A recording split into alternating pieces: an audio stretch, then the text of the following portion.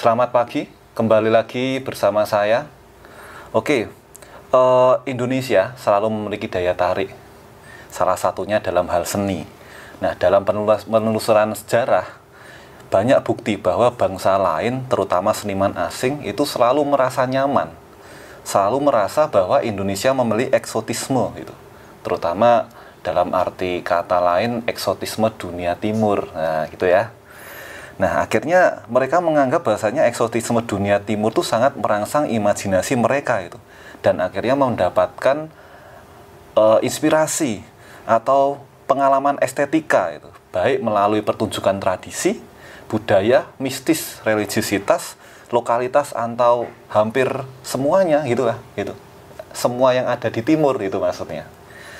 Nah, kali ini kita akan mengulik tentang eksotisme suku Sasak. Oleh karenanya saat ini saya bersama seniman muda dari suku Sasak, yaitu Wisnu Aji Kumara. Beliau lahir tahun 1991 di Praia, Lombok Tengah, Nusa Tenggara Barat. Nah, setiap negara itu kan memiliki kearifan lokal itu ya teman-teman ya, maupun fenomena sosial yang saling terkait dan membentuk sebuah budaya. Indonesia menjadi salah satu negara yang memiliki kearifan lokal budaya yang sangat beragam.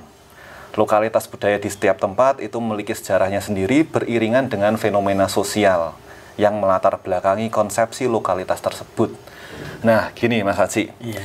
Kalau suku Sasak sendiri itu kan katanya suku yang memiliki pandangan bahwasanya alam itu mempengaruhi kehidupan manusianya gitu ya. Itu gimana Mas Haji sebenarnya? Realitanya gimana? Apakah memang seperti itu? Dan eksotisme apa sih sebenarnya yang ada dalam suku Sasak itu Mas Haji? Ya. Kalau di Sasak itu yang saya lihat itu memang secara kosmologis masyarakat Sasak itu masih berpegang kepada bagaimana menyelaraskan dirinya dengan alam seperti itu. Apalagi terutama masyarakat tradisi. Nah, kemudian karena itu muncullah beberapa macam ritual-ritual yang memang itu untuk menunjang keselarasan tersebut. Kalau di suku Sasak itu kan banyak macamnya itu, banyak macamnya. Namun yang perlu kita ketahui adalah base dasar kenapa kok bisa ritual itu muncul. Itu mungkin menjadi dasar yang harus sangat dipahami. Iya, dipahami supaya kita nggak salah paham nanti. Takutnya banyak kan kita melihat itu sebagai sesuatu yang syirik atau sesuatu yang memang di luar dari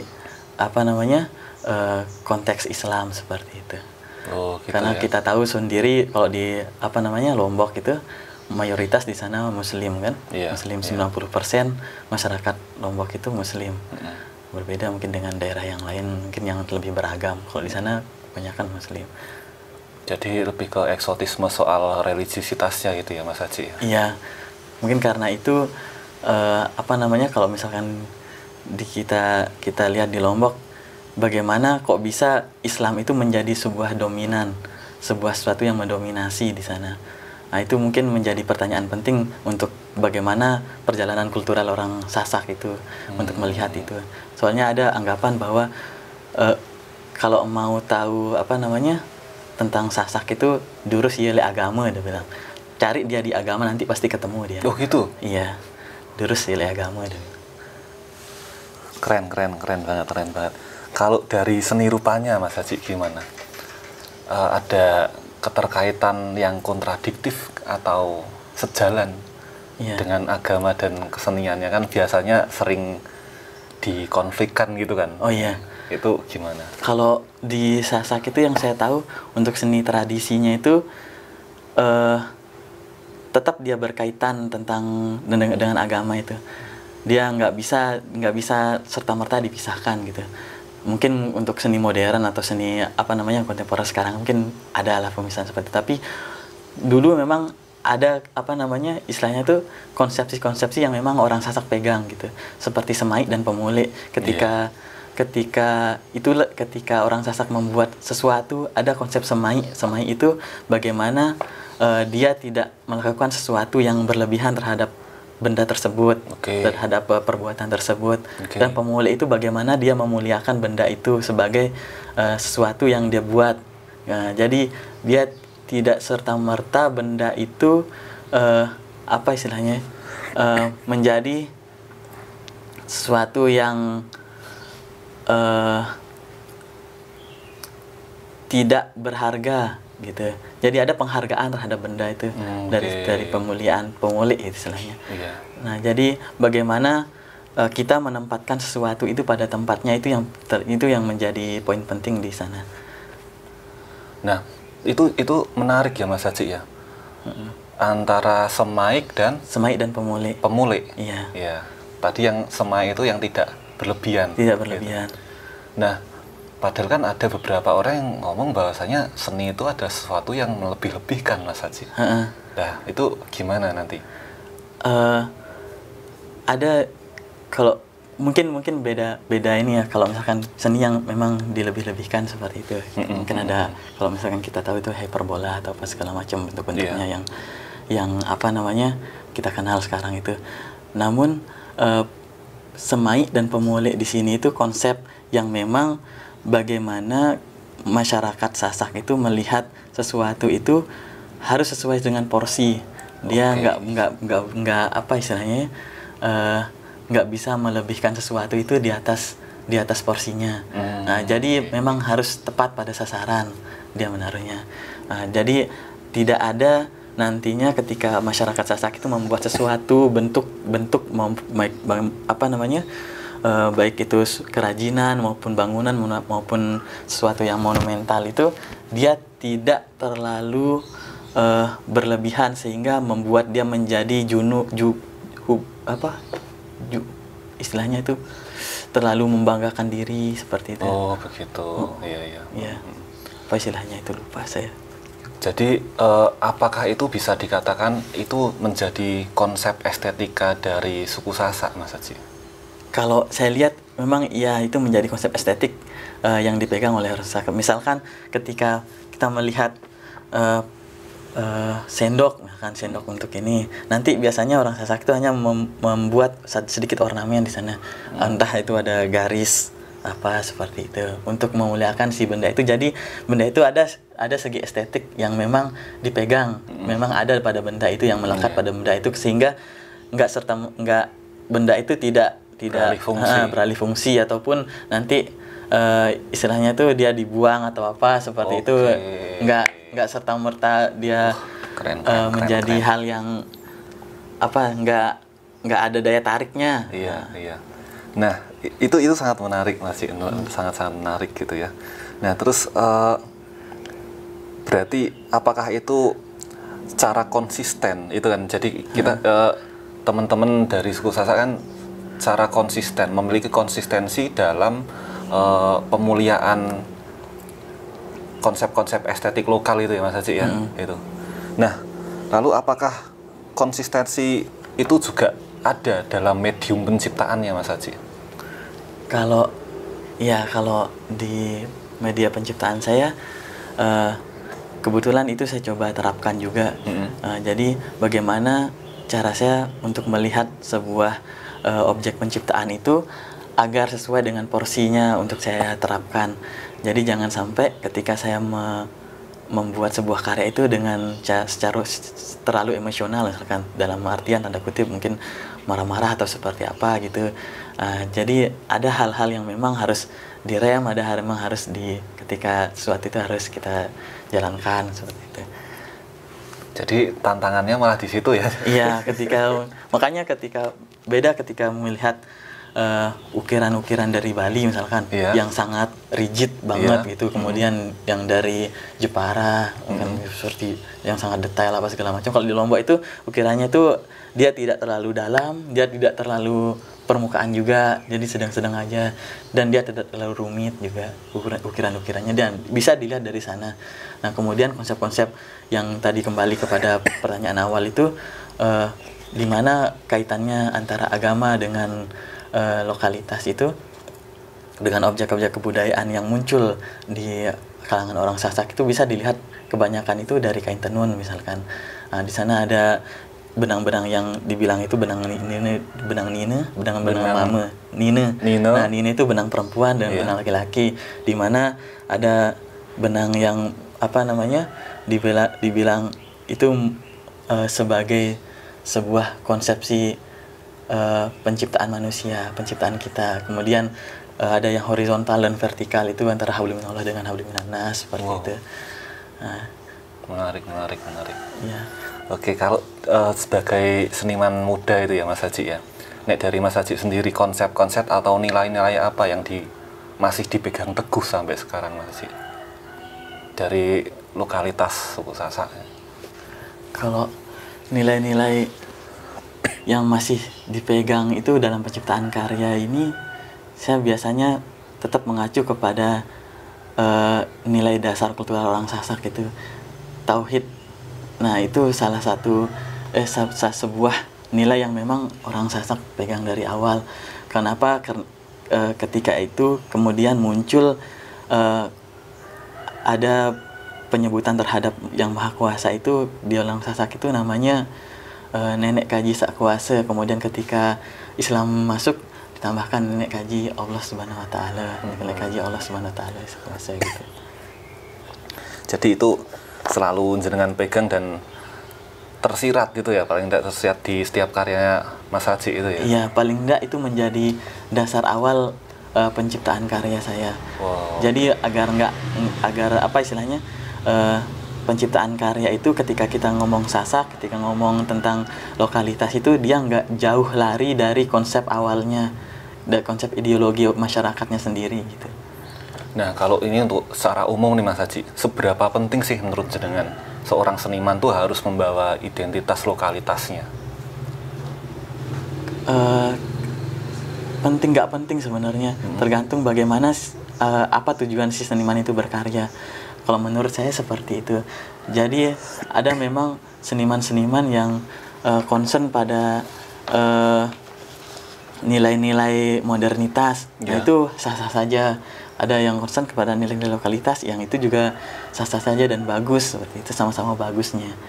Tergantung bagaimana sudut pandang kita melihat aja sih. Oke Mas Haji.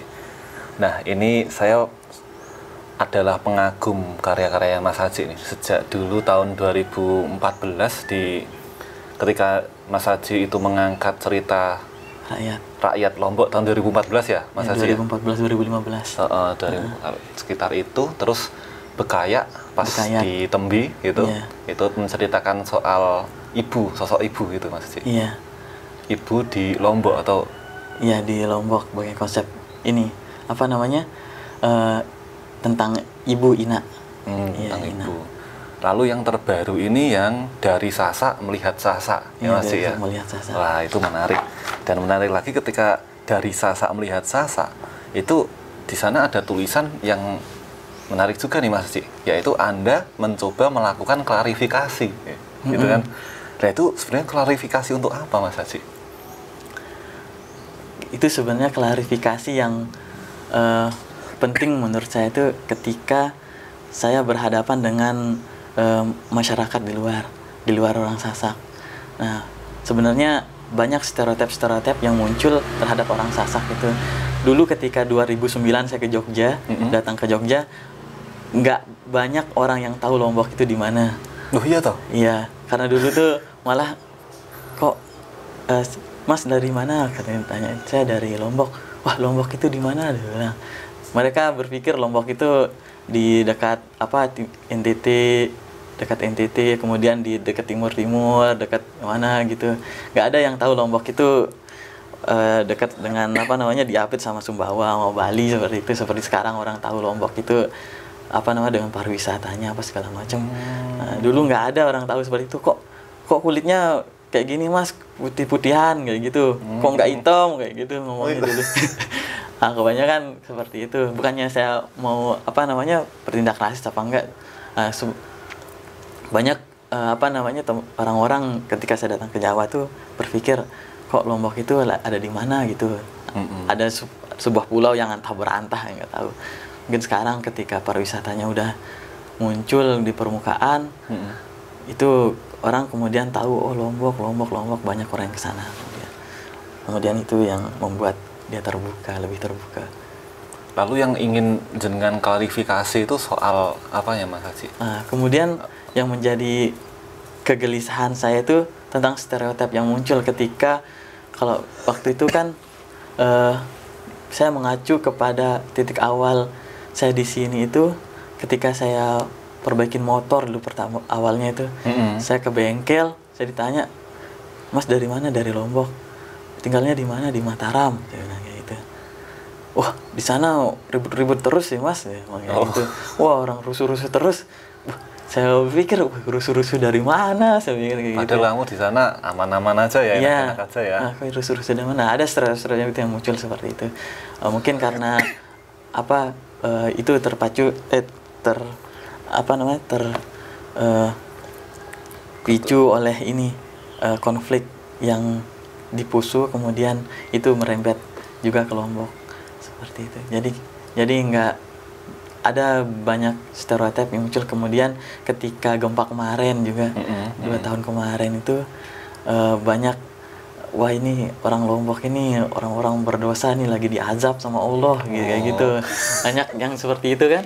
Nah, kemudian itu menjadi hal yang penting untuk saya pikir klarifikasi dalam penciptaan karya saya. Di sisi lain mungkin bagaimana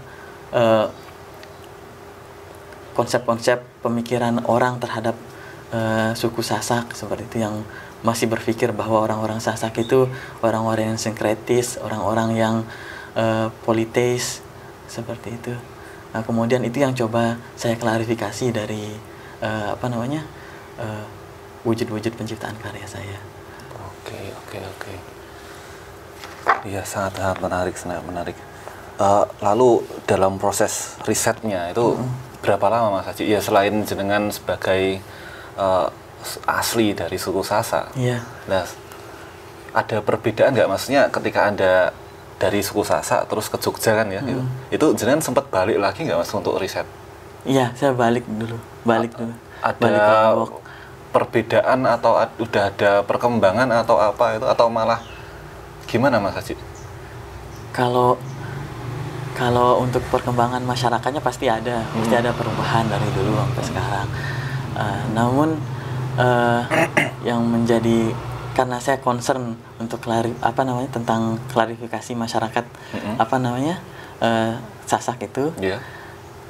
Jadi yang saya tuju itu adalah bagaimana mengumpulkan data-data atau fakta-fakta yang menunjang untuk penciptaan karya saya itu yang salah satu yang penting.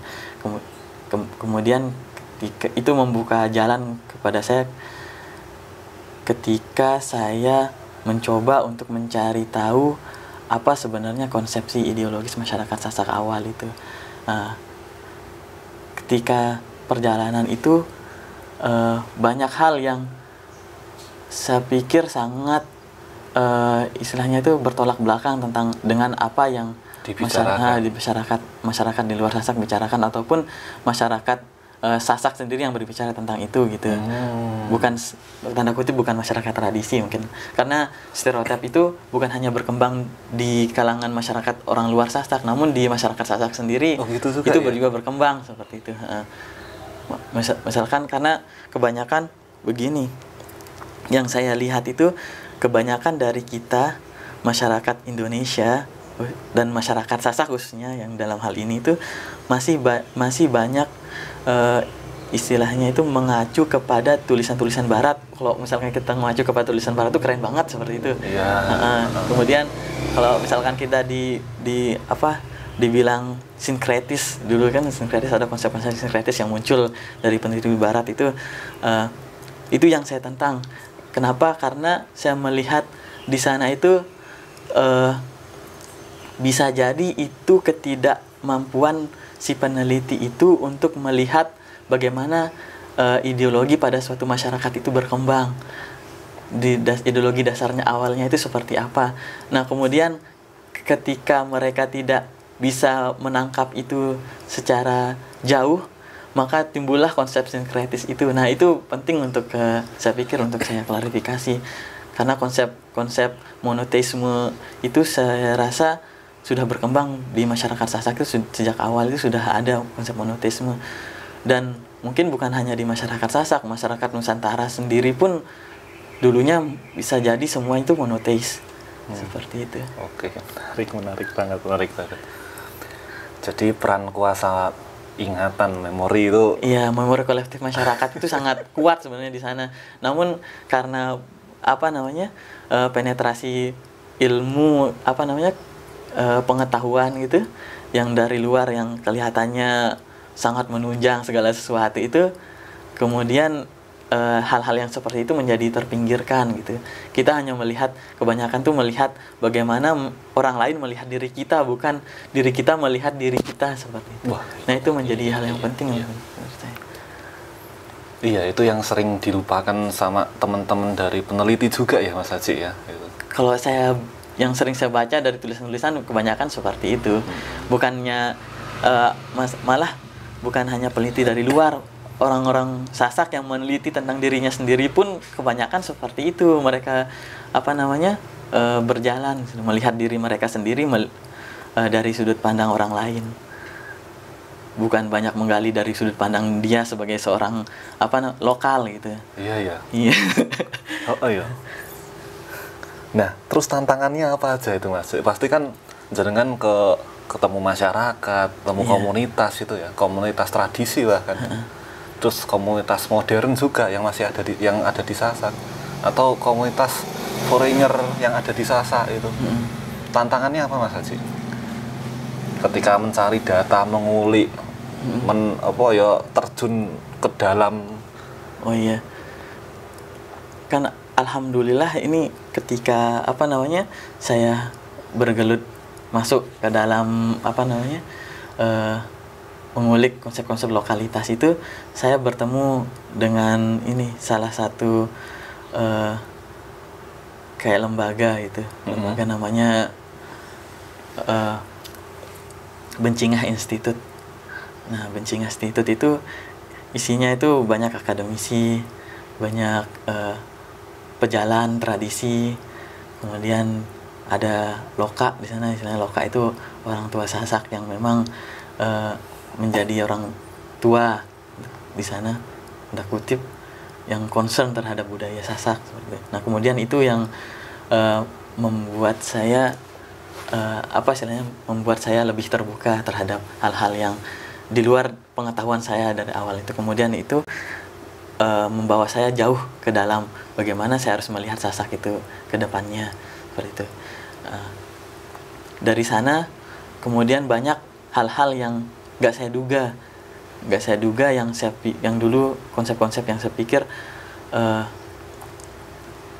masih mainstream lah dalam pikiran saya itu, kemudian itu secara perlahan terombak, yang saya selaraskan sebenarnya dengan pola pikir saya, yang kemudian saya timbang-timbang, ternyata ini benar, ternyata seperti ini, seperti itu. Kemudian itu yang membawa saya ke dalam masyarakat tradisi. Karena saya pungkiri, karena beliau-beliau yang di sana juga para pejalan tradisi gitu. Kemudian saya juga diajak terjun langsung untuk melihat itu gitu secara terus-menerus. Nah, dari sana saya coba melihat bagaimana pola-pola masyarakat tradisi itu terbentuk. Seperti itu sih. Kemudian tantangannya itu kebanyakan untuk menyelaraskan pemikiran tradisionalitas itu dengan konsep-konsep penciptaan karya saya itu yang tantangannya di sana, konsep-konsep penciptaan seni modern, kayak modern ataupun kontemporer seperti yang sekarang gitu. Itu karena saya pikir nggak mesti melulu kita ketika ngomong tentang lokalitas yang muncul itu karya-karya yang bersifat lokal. Sebenarnya yang saya lihat tuh banyak sih sebenarnya potensi-potensi lokalitas itu yang bisa kita buat ke dalam bentuk-bentuk seni yang lebih modern ataupun kontemporer, yang lebih bisa dibaca secara luas dalam era yang sekarang. Oke, iya. Dan itu sebenarnya juga menyesuaikan dengan konsep yang di awal tadi ya Mas Haji ya. Itu juga termasuk salah satu memuliakan gitu kan ya. Iya, Mas, lebih masuk ke sana sih. Artinya. Ya, jadi tetap ada itu sangat menarik pengalaman empirisnya Mas Haji ini. Jadi akhirnya berjumpa dengan masyarakat macam-macam itu ya, kan. Banyak masyarakat tadi sih yang kemudian ada yang saya tahu itu gini, yang menarik itu ada hal-hal yang nggak terduga yang kemudian membuat saya berpikir ulang tentang Sasak gitu. Ya, kayak misalkan yang pertama itu adalah konsep ketuhanan, nah, seperti itu, konsep tentang monoteisme, terus kemudian tentang sejarah. Salah satu yang penting itu banyak kan kita baca di media atau di tulisan-tulisan bahwa masjid ini yang apa namanya pertama di Lombok itu seperti itu. Terus ada ketika itu saya dibawa ke sebuah tempat yang dimana tempat itu di ketinggian dia 2200 mdpl di sekitar Rinjani itu. Iya, di masih lingkar Rinjani ada namanya Gunung Batua. Nah, ternyata di Gunung Batua itu di sana masih ada tapak masjid di atas sana itu. Ketinggian 2200. Kan kita nggak kepikiran itu. Nggak kepikiran. Nah, dan orang lokal, orang masyarakat di lingkar Rinjani itu percaya bahwa itu adalah masjid pertama dulu di sana. Nah, kemudian masjid yang di atas itu kemudian menjadi turunan-turunan masjid yang di bawah, seperti masjid yang di Bilu, masjid yang di Bayan dan sebagainya seperti itu. Dan itu belum terkuak ya Mas Haji? Ya, hal-hal seperti yang belum terkuak seperti itu kemudian membuat saya, wah ini sangat menarik ini untuk terus didalamin. Sangat menarik. Ya memang yang namanya pencarian itu dia akan ada habisnya ya Mas Haji ya. Dan itu tugas kita selama hidup itu untuk selalu mencari ya. Keren, menarik. Nah ini Mas Haji, pesan, nah ini pesan-pesan atau tips atau apalah itu untuk teman-teman yang ingin mengulik soal lokalitas itu, menurut Mas Haji sendiri punya pesan apa, punya quote apa, punya monggo yang bisa dibagi ke teman-teman yang bisa mereka jadikan ya opsi atau bahkan jadi pedoman dalam mengulik lokalitasnya. Untuk kalau mau mengulik lokalitas itu saya pikir tergantung bagaimana sudut pandang yang mau kita ambil dulu gitu. Kita mau sudut pandang dulu ya, berarti ya. Kita mau ngelihat ini objek ini dari mana dulu gitu. Apakah kita mau lihat itu di luar dari diri kita ataukah kita juga langsung terlibat dalam objek itu. Jadi nanti itu menentukan objektivitas sama subjektivitas kita sebagai seorang peneliti maupun pembuat karya dalam penciptaan karya seni seperti itu. Nah, kemudian penting juga kita di satu sisi untuk terlibat langsung, terjun langsung dalam lokalitas tersebut. Namun ada kalanya kita juga harus membuat jarak agar kita tidak subjektif dalam melihat itu, gitu, melihat objek yang kita teliti, yang objek yang mau kita bangun sebagai sebuah karya.